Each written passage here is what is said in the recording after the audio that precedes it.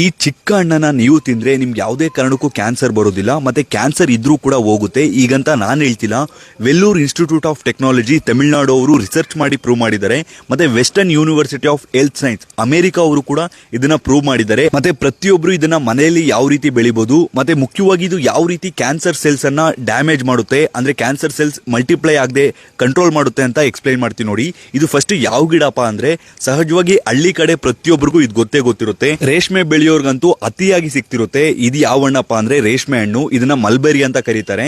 ಇದರ ವಿಶೇಷತೆ ಏನಪ್ಪಾ ಅಂದ್ರೆ, ಅಮೆರಿಕದಲ್ಲಿ ಇದ್ರ ಮೇಲೆ ಒಂದು ರಿಸರ್ಚ್ ಅನ್ನು ಕೂಡ ಮಾಡಿದ್ದಾರೆ. ಕ್ಯಾನ್ಸರ್ ಸೆಲ್ಸ್ ಅನ್ನ ತಗೊಂಡು ಈ ಮಲ್ಬೆರಿ ಜ್ಯೂಸ್ ಅಲ್ಲಿ ಹಾಕಿದಾಗ ಕ್ಯಾನ್ಸರ್ ಸೆಲ್ಸ್ ಗಳು ಮಲ್ಟಿಪ್ಲೈ ಆಗಿಲ್ಲ. ಅಂದ್ರೆ ಸಹಜವಾಗಿ ಕ್ಯಾನ್ಸರ್ ಸೆಲ್ಸ್ ಮಲ್ಟಿಪ್ಲೈ ಆಗ್ತಾ ಹೋಗ್ತಿರುತ್ತೆ, ಒಂದಿರೋದು ಎರಡು, ಎರಡಿರೋದು ನಾಲ್ಕು, ಆ ರೀತಿ. ಬಟ್ ಇದು ಮಲ್ಟಿಪ್ಲೈ ಆಗಿಲ್ಲ, ಮತ್ತೆ ನಿಧಾನಕ್ಕೆ ಆ ಕ್ಯಾನ್ಸರ್ ಸೆಲ್ಸ್ ಎಲ್ಲ ಸತ್ತೋಗಿದೆ. ಸೊ ಅವಾಗ ಗೊತ್ತಾಗಿದ್ದೇನಪ್ಪಾ ಅಂದ್ರೆ, ಈ ಮಲ್ಬೆರಿಯನ್ನ ಆಗಾಗ ತಿಂತಿರೋದ್ರಿಂದ ಯಾವುದೇ ಕಾರಣಕ್ಕೂ ಮುಂದಿನ ದಿನಗಳಲ್ಲೂ ಕೂಡ ಕ್ಯಾನ್ಸರ್ ಬರೋದಿಲ್ಲ.